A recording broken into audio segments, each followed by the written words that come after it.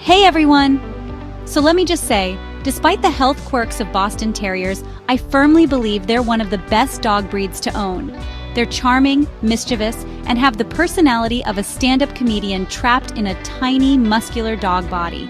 But let's get into the health issues I've encountered with my Bosties. First up, my very first Boston Terrier, Lexi. Lexi was generally a healthy girl, but unfortunately, in her later years, she developed a very serious spinal condition. Apparently, her spine didn't develop properly, and as she got older, it caused her severe pain. The vets advised us to keep her as still as possible. Yeah, because telling a Boston Terrier to sit still is as easy as explaining taxes to a toddler. Sadly, one night, the pain became too much, and my parents rushed her to the vet where they put her down. It was very sad, but leaving an animal in pain is just not an option. Now, the one thing all my Bosties have in common: breathing issues. If you own a Boston, you've probably heard them snorting, wheezing, or sounding like a broken vacuum cleaner at some point. This is due to brachycephalic obstructive airway syndrome, BOAs, a fancy way of saying their adorable squished faces make breathing a bit of a challenge. The culprits? Stenotic nares, tiny narrow nostrils, great for looking cute, not so great for breathing. Elongated soft palate, a floppy soft palate that can partially block the throat.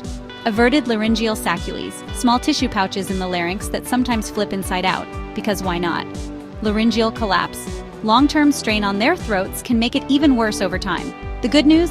It's usually not fatal, and you can help them through their breathing attacks by gently rubbing their throats and closing one nostril for a few seconds. Works like magic. Now let me tell you about Beanie.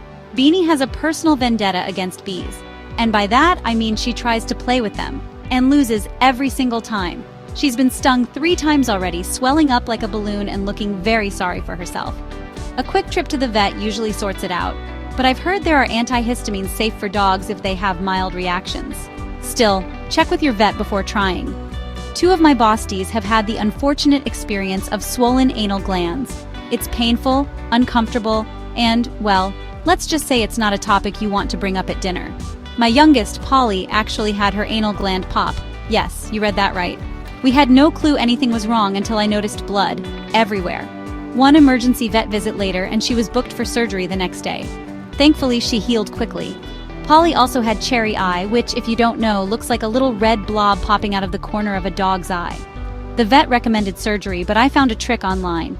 If you gently close the eye and massage it for about 30 seconds, it often goes away on its own. So far, that's worked for her, but if it gets worse, we'll consider surgery. As if bee stings weren't enough, Beanie also has a disgusting habit of eating bird poop on our walks. Why, Beanie? Why?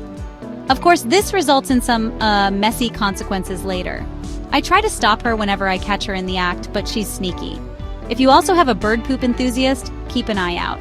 It can cause stomach upsets and, in some cases, infections. Final thoughts.